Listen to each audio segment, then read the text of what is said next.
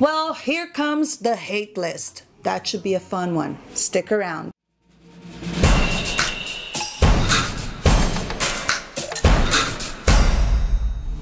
What's up, everybody? Today I'm here to give you the list of the worst of 2019 TV shows as well as movies. Now, be quite honest, I try to avoid bad TV shows and bad movies as much as I can, but if it is a topic of discussion, I have to suffer through it because, you know, I have to review it for you.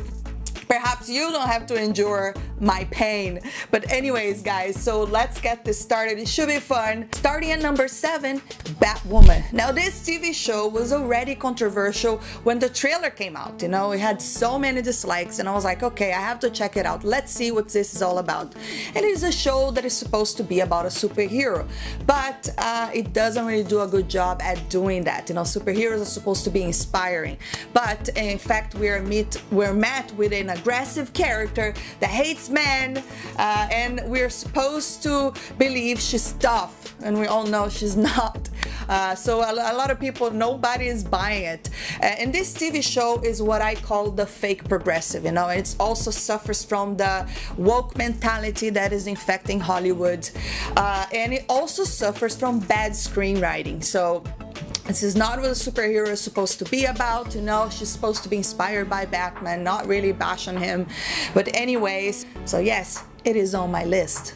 Moving on to number 6, Game of Thrones season finale. So this is a show that aired on HBO, and it was very, very controversial. You know, all you have to do is search on YouTube and see how many people were pissed off with that terrible finale. In fact, I try not to think about it too much because I don't want to have to think about that anger, because that show took me to the dark side, and I'm not even kidding.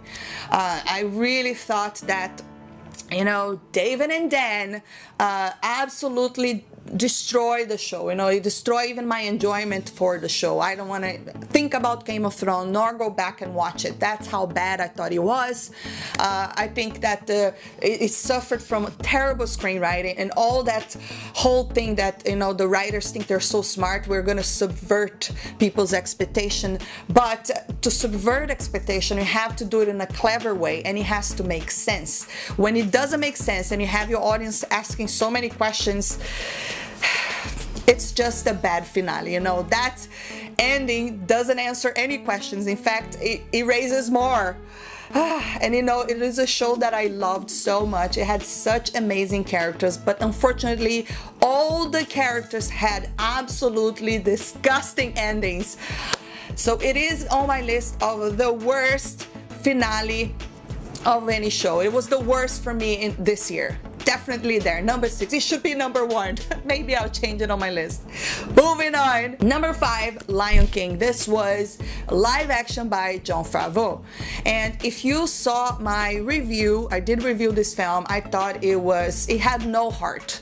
It is so bad in comparison to the original animation. You know, they changed a lot of things, and the changes were not good. There's some things that are missing. There's some lines that are missing. I think the worst of it all is that they try to make it so realistic that the animals have absolutely no expressions, and that really affected the movie. It was soulless. To me, this was just pure cash grab by Disney. So it's definitely on the worst list. Skip it, watch the original instead. Number 4, Cats. My eyes. What was that? It's very rare the occasion where I actually want to walk out of the movie theaters, and Cat, literally, I was like, I am going to walk out. I'm going to walk out. And I dozed off a few times, to be honest, but this movie is really bad. It's really bad. And you know, I just saw it, I think 2 days ago, and I'm trying to erase it from my memory. It is bad. I think the only people that would like this movie are those that are really in love with the music and really love the Broadway show, and it's not gonna mind the disturbing CGI, because that's what I will call it. You know, this movie has so many weird things from you know, these cats kind of scratching their areas to, some of them wear clothes, some of them don't, they walk a little weird, and just the fact that you look at their faces and they're just like half cat, half, it's weird. It's just, it doesn't work. It's really bad. It's probably one of the worst things I've seen this year. It's so bad. And the music, you know, Memory, which is it's a music I actually like, doesn't happen into about an hour, and I was just waiting for that music, so I was like, maybe I could go after that music. It was painful. This movie is painful to watch. So yeah, skip it. Wait until it's somewhere online so you can laugh at it, because it's laughable. Moving on to number 3. Now, this movie was a major disappointment for me. Like, it's so disappointing, and it is Star Wars Rise of Skywalker.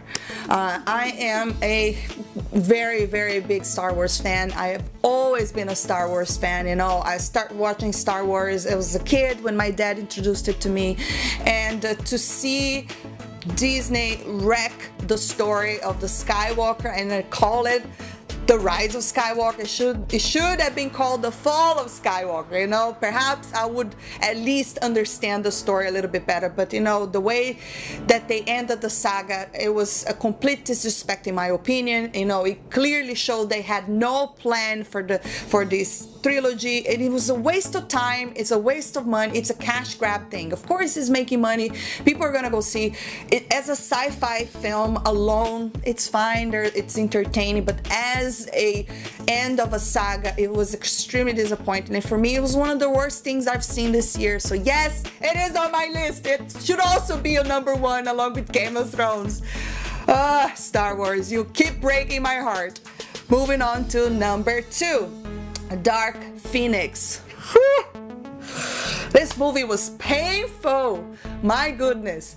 And you know what, when I saw the trailer, I always like to give movies the benefit of a doubt, and I was like, no, I'll check it out. It cannot be that bad. I kid you not, it is that bad. From the visual effects, from the storyline, you know, and it's something we have seen it before.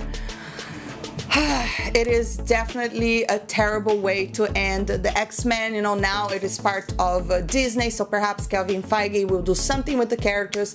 But yes, this movie should have never been made. Terrible, skip it. Heading to number 1, the movie that I thought it was probably the worst of the year, and it really pissed me off big time, was Terminator Dark Fate. This movie was bad as a Terminator sequel. You know, and after I left the movie, I was like, how dare these creators tell me that this is the sequel for Judgment Day? You know, this movie gives the middle finger to all Terminators fans, and he doesn't even apologize for it, and he does it within 10 seconds of the movie. It was a disaster, you know.